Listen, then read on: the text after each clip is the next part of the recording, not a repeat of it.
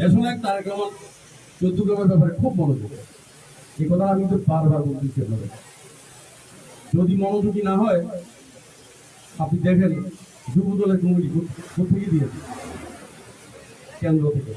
স্বেচ্ছাসেবক দলের কমিটি কোথেকে দিয়েছে, ছাত্র দলের সর্বোচ্চ যে কমিটি দিয়েছে, কোনো আহ্বায়ক কমিটি দিয়েছে কেন্দ্র থেকে।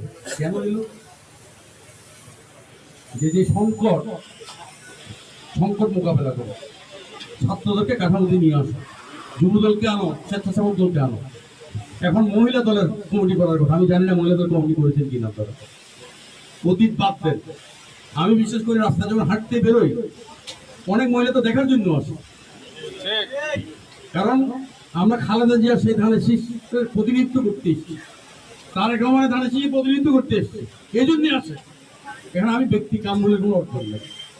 অর্জন হলো দেশনেতা খালেদা জিয়া, অর্জন হলো দেশনেতা তারেক রহমানের। হাতে করে দেবো বাংলা জাতীয়তাবাদী দল। আমাকে যে দায়িত্ব দেওয়া হয়েছে, আমি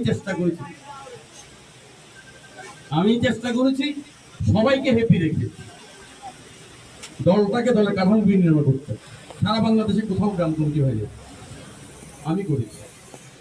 সারা বাংলাদেশের কোনো উপজেলায় কান্ট্রি কমিটি দেয় নেই, আমি কাম দিয়েছি।